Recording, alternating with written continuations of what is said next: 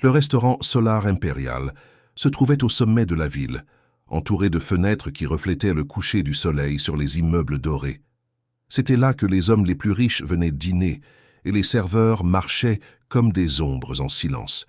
Parmi eux, une femme en uniforme bleu portait un plateau avec des mains tremblantes. Elle s'appelait Rosa, et personne là-bas n'imaginait qu'elle avait déjà servi pour survivre, non par profession. Rosa avait 59 ans et travaillait là depuis quelques mois. Elle vivait à l'arrière du restaurant, dans une petite chambre, payée par la gérante qui avait eu pitié d'elle. Tous les jours, elle nettoyait les tables, changeait les nappes, ramassait les assiettes et supportait les regards indifférents. Mais ce que personne ne savait, c'est que, jusqu'à 2 ans auparavant, elle vivait dans une maison simple avec son mari, Antonio, et leurs 3 enfants adultes, Marcelo, Patricia et Bruno.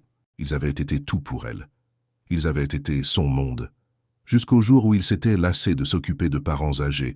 « Vous ne servez plus à rien », avait-il dit avant de partir, les laissant avec 2 vieilles valises et une poignée de souvenirs.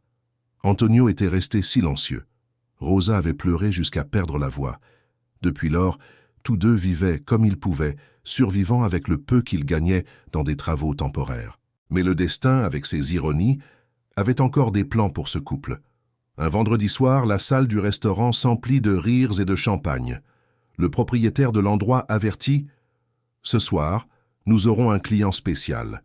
Un milliardaire, l'un des plus grands entrepreneurs du pays. » Rosa ne s'y intéressa même pas. Pour elle, tous les riches se ressemblaient, pressés, arrogants et entourés de gens faux. Jusqu'à ce que, vers 9 heures, un homme grand, en costume gris et aux cheveux grisonnants, entre accompagné de 3 personnes plus jeunes. « Bonsoir, monsieur Duarte », salua le gérant. « Votre table est prête. » Rosa apporta les verres à la table principale et, en les posant, entendit une voix qui lui glaça le sang. « Patricia, s'il te plaît, assieds-toi correctement, » dit le milliardaire. Cette voix, c'était impossible. Rosa leva lentement les yeux et manqua de laisser tomber le vin. L'homme était Antonio Duarte, mais pas son mari. C'était un milliardaire du même nom, et assis à la table avec lui se trouvaient Marcelo, Patricia et Bruno, les 3 enfants qui avaient abandonné elle et le vrai Antonio. Le monde tourna un instant. Rosa s'éloigna lentement, confuse. Serait-ce une coïncidence? Les noms, les visages. C'était comme si le destin voulait jouer avec elle. Tout en servant d'autres tables, elle entendit des fragments de conversation. « Père, vous ne pouvez pas donner l'entreprise, » disait Marcelo. « C'est la chose juste à faire, » répondit le milliardaire. « L'argent m'a tout donné, sauf l'amour. »« Alors donnez-nous une partie de l'entreprise, » répliqua Bruno. Patricia croisa les bras. « Vous vivez en disant que la famille est tout, mais vous n'avez jamais voulu savoir de nous. » Rosa, à distance, observait ce trio. Les visages, le ton, l'égoïsme, tout identique à ses enfants. Ce fut alors qu'un serveur laissa tomber une bouteille et que le bruit retentit dans la salle. Rosa courut pour aider, et dans le reflet de la bouteille brisée, vit quelque chose qui la fit glacer. Un petit porte-document en cuir ouvert sur la chaise à côté du milliardaire, avec des documents anciens et des photos. Et là, il y avait une photographie jaunie d'Antonio et Rosa, elle-même des années plus jeunes en robe fleurie et sourire timide. Les jambes de Rosa flageolèrent. Elle s'abaissa, feignant, et son regard tomba sur le nom gravé dans le coin du papier. Antonio Pereira Duarte, registre d'indemnisation du travail 1978. C'était le même document que son mari avait gardé pendant des décennies, le même qui concernait le terrain perdu dans le procès de son père. Elle déglutit. Cela n'avait pas de sens. Le milliardaire avait en main les mêmes papiers que son Antonio disait avoir perdus des années auparavant. Le dîner se termina par une dispute. Marcelo se leva en criant « Si vous voulez vivre de charité, allez-y, mais ne comptez pas sur nous. » Le milliardaire, épuisé, dit seulement « Alors partez, j'en ai assez d'être le père de gens qui ne voient que des chiffres. » Ils partirent en claquant la porte. Quelques minutes plus tard, la salle se vida. Rosa ramassait les verres quand le milliardaire restait encore assis, la tête baissée et un verre de cognac à moitié vide. Soudain, il leva les yeux et dit « Mademoiselle, croyez-vous que l'argent peut acheter l'amour ?» Rosa resta sans réponse. « Je pense que non, monsieur. » « Eh bien oui. Moi aussi, je pensais que ça pouvait.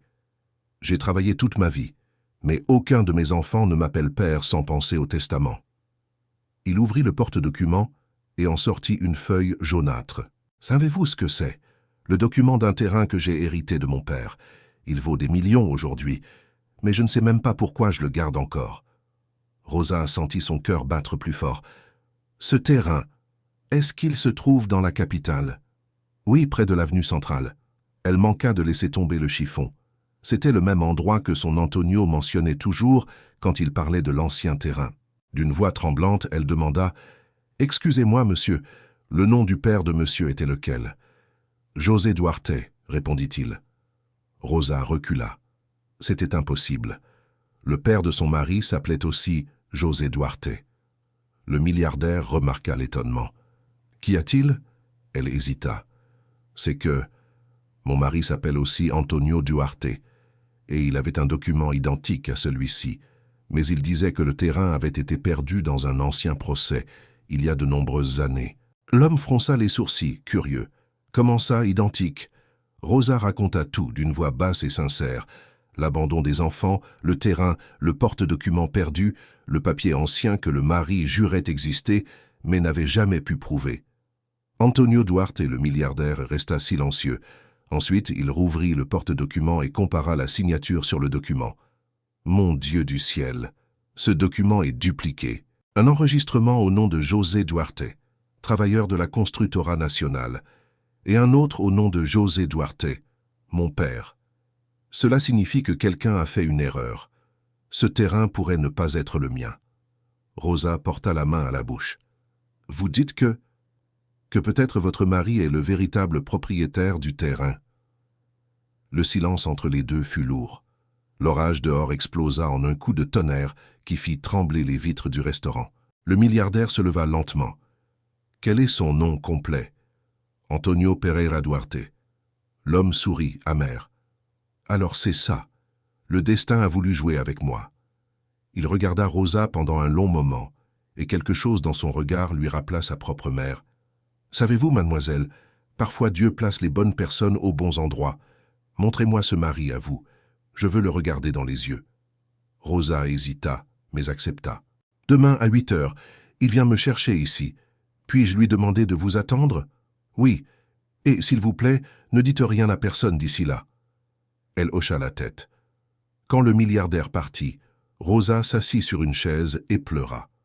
Elle pleura de peur, d'espoir, de confusion. Peut-être que c'était le jour où la vie exigerait enfin justice.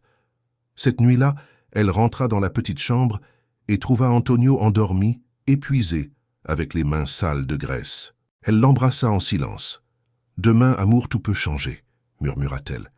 Lui, à moitié endormi, répondit « Espérons-le, Rosa, espérons-le. » Et tandis que dehors, l'orage balayait les rues de la ville, dans cette chambre simple naissait l'étincelle d'une révélation qui changerait le destin de tous, y compris celui de l'homme le plus riche de la ville. L'aube apporta un vent froid et un ciel pâle. Rosa se réveilla tôt, enfila l'uniforme et mit du rouge à lèvres pour la première fois depuis des mois. Antonio s'étonna. « Il y a une fête au restaurant ?» demanda-t-il en souriant. « Peut-être quelque chose de mieux qu'une fête, » répondit-elle. « Aujourd'hui, tu viens avec moi. » À 7h30, tous deux arrivèrent au Solar Imperial. Le gérant grogna, mais permit au mari d'attendre dans un coin discret. Le milliardaire arriva ponctuellement à 8 heures, avec le même costume gris et un regard fatigué mais ferme. Quand il vit Antonio, il s'arrêta un instant. C'était comme regarder dans un miroir vieilli. Ils avaient la même taille, le même teint de peau, jusqu'au même geste de se gratter le menton quand il pensait. Le milliardaire tendit la main. « Alors c'est vous, le fameux Antonio Pereira Duarte. »« Oui, c'est moi. Mais pas fameux, non, monsieur. »« Ah, vous devriez l'être.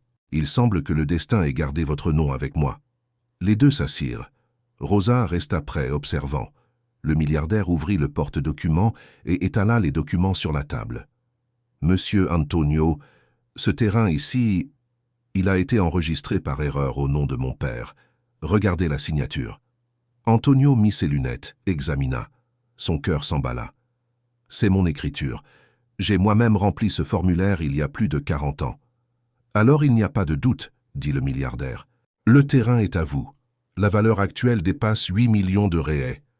Rosa porta les mains à son visage. Elle pleurait sans pouvoir parler. Le milliardaire continua. « Mais je ne veux pas seulement rendre le terrain. Je veux rendre la dignité que le destin vous a enlevée. Je veux que le monde sache qui vous êtes. »« Pas besoin, monsieur, » répondit Antonio. « Nous voulons juste vivre en paix. C'est précisément pour cela que je veux aider. La paix parfois a besoin de justice avant de naître. » Il prit son téléphone et passa un appel. « Donna Elena, amenez mes enfants. Maintenant. » Rosa écarquilla les yeux. « Vos enfants? Les mêmes qu'hier? » « Oui. Il est temps qu'ils entendent ce que signifie vraiment être une famille. » Peu de temps après, 3 voitures noires s'arrêtèrent devant le restaurant. Marcelo, Patricia et Bruno entrèrent, tous bien habillés, mais le visage fermé. Quand ils virent les parents de Rosa assis à la table avec le milliardaire, ils froncèrent les sourcils. « Père, qu'est-ce que c'est? Qui sont ces gens ?» demanda Patricia. Le milliardaire répondit calmement. « Ce sont les personnes qui auraient dû être mes enfants. » Bruno ricana. « Encore un de vos discours sentimentaux? »« Non, » dit le père. « Cette fois, c'est sur vous et sur ce que l'argent fait à l'âme. » Il remit à chacun une enveloppe Kraft. « Lisez. » À l'intérieur se trouvait une copie du document qui transférait le terrain au vrai Antonio Duarte. Marcelo lut confus. « Père, c'est de la folie. Vous donnez 8 millions à 2 inconnus ?»« Inconnus. » Le milliardaire regarda fixement. « Il me rappelle plus ce qu'est une famille que vous 3 ensemble. » Rosa baissa la tête, gênée. Antonio serra sa main sous la table. Patricia essaya d'argumenter. « C'est injuste. Vous devriez penser à nous. »« J'y ai pensé, » répondit le milliardaire. « Et j'ai réalisé que vous ne pensez qu'à l'héritage. Sachez-le, l'héritage se perd. L'amour, quand il est vrai, non. » Bruno se leva. « Vous avez perdu la tête. »« Peut-être, » dit le père. « Mais je préfère être fou avec conscience que riche avec le cœur pourri. » Il se tourna alors vers Rosa. « Savez-vous, mademoiselle, hier je pensais être un homme seul. Aujourd'hui, je vois que l'univers m'a envoyé un rappel. Il y a encore des gens honnêtes. Des gens comme vous. » Rosa, tremblante, répondit. « Monsieur, nous ne voulons pas votre argent. Nous voulons juste un peu de respect, chose que nos propres enfants ont oublié d'avoir. » Le milliardaire resta silencieux un moment et fit alors quelque chose d'inattendu. Il tendit un chèque en blanc. « Prenez cela et construisez une nouvelle vie. Je veux que cet argent nettoie un peu la saleté que le pouvoir a laissée sur mes mains. » Antonio refusa immédiatement. « Non, monsieur, ce n'est pas pour cela que nous sommes ici. Alors permettez-moi d'aider d'une autre manière. À partir d'aujourd'hui, vous vivrez dans l'ancienne maison de la ferme Duarte. Elle est à vous. Je vais la faire enregistrer. » Les mots résonnèrent comme un coup de tonnerre. Rosa s'effondra en larmes. Patricia, voyant cela, dit dans un murmure, « Il ne le mérite pas. »« Peut-être pas, » répondit le père, « mais il le mérite plus que vous, parce qu'ils n'ont jamais abandonné personne. » Marcelo essaya de se justifier. « Nous voulions juste le meilleur. »« Le meilleur pour qui ?» demanda le milliardaire. « Pour la poche ou pour le cœur ?» Le silence pesa dans la salle. Même les serveurs s'étaient arrêtés pour écouter. Rosa se leva. « Excusez-moi, monsieur, mais je ne veux pas créer de dispute entre père et enfant.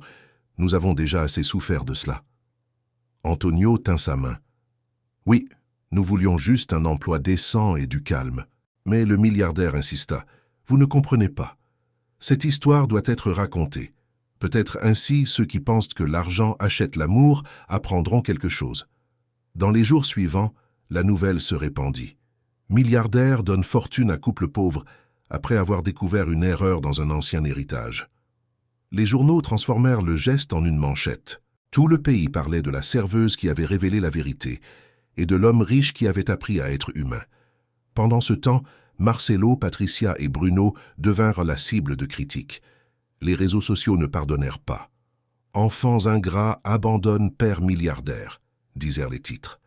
Le milliardaire, pour sa part, renonça à la présidence des entreprises et nomma Antonio Pereira Duarte, le véritable propriétaire du terrain, comme son associé d'honneur. Antonio manqua de s'évanouir quand il reçut l'invitation. « Moi? Mais monsieur, je sais à peine signer correctement. Et c'est pour cela que je vous fais confiance. Ceux qui ont trop étudié ont oublié ce qu'est l'honnêteté. » Rosa commença à coordonner le restaurant, mais sans abandonner le tablier. Quand on lui demandait pourquoi elle continuait à servir les tables, elle répondait « Parce que c'est en servant que j'ai trouvé ma dignité ». Un jour, en nettoyant une table vide, elle entendit des pas familiers. C'étaient Marcelo et Patricia, tête baissée, en vêtements simples. « Mère ?» La voix de Marcelo était basse, brisée. Rosa se figea. Antonio, qui était à ses côtés, respira profondément. « Maintenant, vous vous souvenez que vous avez une mère ? Père, nous venons demander pardon. » « Le pardon ne se demande pas avec des mots, dit-il. Il se montre par le changement. » Les deux enfants pleurèrent. Rosa ne tint plus et les embrassa. Antonio hésita mais finit par embrasser aussi. « Je ne sais pas si je peux oublier ce que vous avez fait, mais je ne veux pas mourir avec de la haine dans le cœur. » Patricia sanglota. « Nous avons vu l'histoire partout. La honte a été grande mais méritée. Nous voulions juste une chance d'aider. » Antonio regarda dans leurs yeux. « Alors aidez-moi de la bonne manière. Aidez quelqu'un qui en a besoin. Aidez le prochain. C'est seulement ainsi que vous comprendrez ce qu'est l'amour vrai. » Dans les mois suivants, les enfants commencèrent à changer. Bruno n'était pas encore revenu, mais Marcelo et Patricia rendaient visite à leurs parents chaque semaine. Le milliardaire, désormais ami intime du couple, avait l'habitude de dîner avec eux dans la maison simple du nouveau quartier.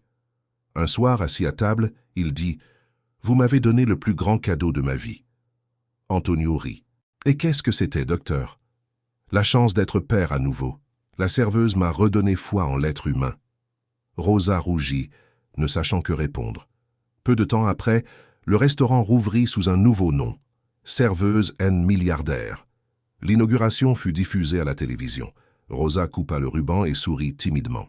À ses côtés, le milliardaire prononça un discours. « Cette femme m'a appris que la richesse n'est pas ce qu'on garde à la banque, c'est ce qu'on partage avec le cœur. » Les applaudissements remplirent la salle. Des années plus tard, quand le milliardaire mourut, il laissa une lettre manuscrite adressée à Rosa et Antonio. « Si un jour le monde oublie mon nom, qu'il se souvienne du vôtre. Parce que c'est en servant de l'eau que tu as apporté la vie, Rosa. Et c'est en étant humble que toi, Antonio, tu m'as montré ce qu'est la grandeur. » Rosa pleura en lisant ces mots. L'héritage qu'il laissa fut divisé entre des institutions caritatives et la fondation qu'elle avait elle-même aidé à créer, Casa Esperanza, un refuge pour personnes âgées abandonnées. Un dimanche, à la fin de la messe, Rosa regarda le portrait de lui accroché au mur du refuge et dit doucement « Vous avez tenu votre promesse, docteur. Vous nous avez donné la paix et avez enseigné au monde ce qu'est l'amour. » Antonio, main dans la main avec elle, compléta « Et vous avez aussi tout changé, femme. C'est ton courage qui a fait tourner le destin. » Le vent souffla doucement, comme si l'univers confirmait. L'histoire du milliardaire abandonné par ses enfants et de la serveuse qui découvrit la vérité devint une légende dans la ville. Les plus jeunes grandissaient en entendant qu'aucun argent n'achète le respect. Et les plus âgés, chaque fois qu'ils voyaient Rosa passer dans la rue avec son tablier bleu, souriaient et disaient « Voilà la femme qui a transformé la douleur en justice. » Et elle répondait simplement « Je n'ai rien fait d'extraordinaire. J'ai juste dit la vérité. » Mais au fond, elle savait que cette vérité n'avait pas seulement changé une vie, mais toutes les autres qui avaient croisé son chemin. Et ainsi, sous le coucher du soleil de la vallée de l'espoir, la serveuse et le milliardaire qui s'étaient rencontrés par hasard devinrent le symbole que l'humilité triomphe toujours là où l'argent échoue.